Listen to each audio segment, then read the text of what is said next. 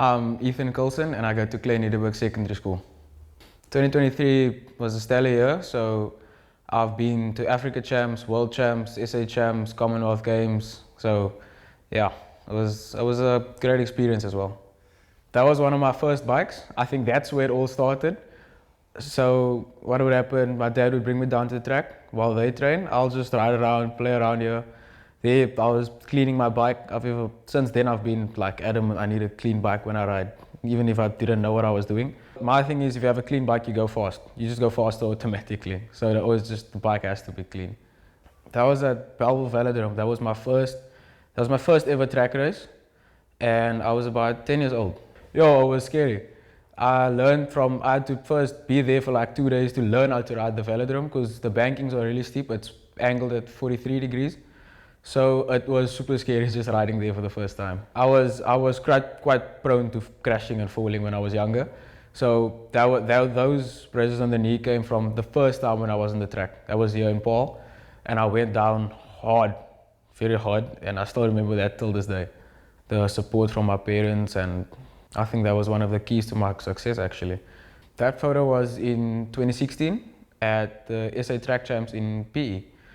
So that was my first SA Track Champs, my first big track race. And I think that was in the individual pursuit where I won a gold medal. That picture, we were training for SA Track Champs at that time. That's at Taalmonument here in Paul. We did intervals up Taalmonument. So yeah, that was in about 35-degree heat, pushing your body to its limit and beyond its limit. So in cycling, you have to be able to, your mind tells you to stop, but your body just has to keep going. Your body will shout at you, stop, but you're just gonna have to keep pushing and keep going. And also that specific photo was one of those days where I was on my limit, I was dead, but you just have to keep going. That photo was before the Kilo TTR Worlds this year in Cali in Colombia. So a time trial works, you go from a standing start on a velodrome, which is 250 meters, you go for 4 laps, that's 1 kilometer. And you start in a start gate that holds you.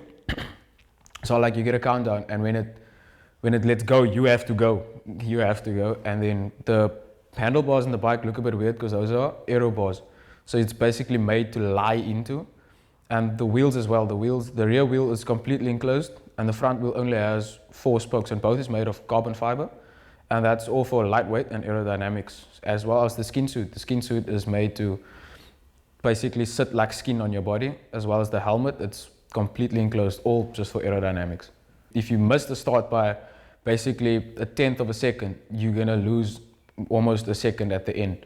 Because if you miss the start, you'll wobble a bit and then you won't get such a good start. There, your legs are screaming, and at that moment, I swear I think I was blank. My mind was blank because I was in pain, because the Kilo, it's full gas from the start. So your lactic builds up immediately after the start, and you just have to keep pushing through the lactic, but it's so difficult because you're in so much pain.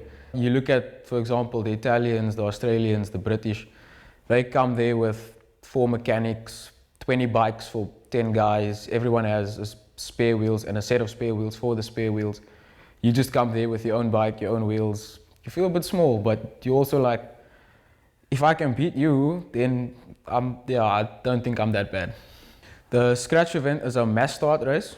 So it's aimed at it's 24 guys on the track, and you go for 10 Ks on the track, and the first one across the line wins. It's nothing complicated, it's just simple, first one across the line wins.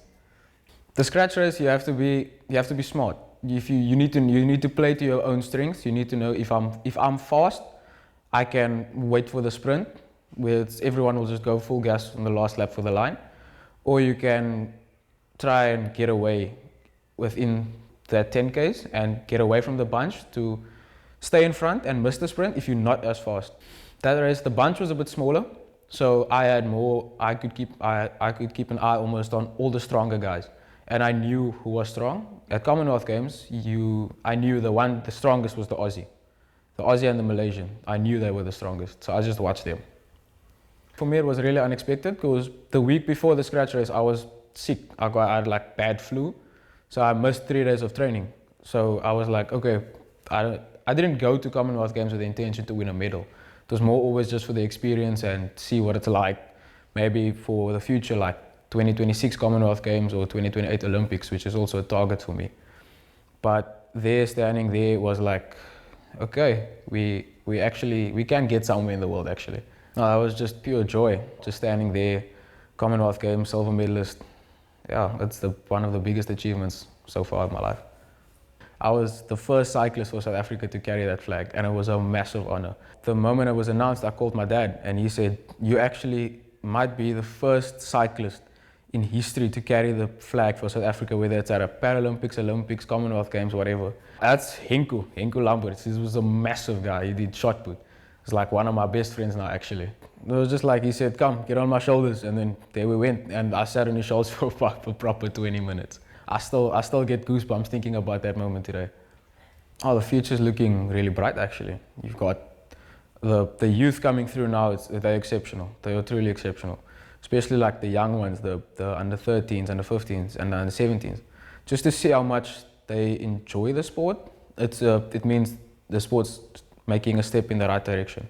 No, I'm inspiring people just by showing them it can be done. It's not impossible to win a medal at a World Champs or Commonwealth Games or wherever. It's not impossible. Hi, I'm Ethan Kulsen and I'm in the class of 2023.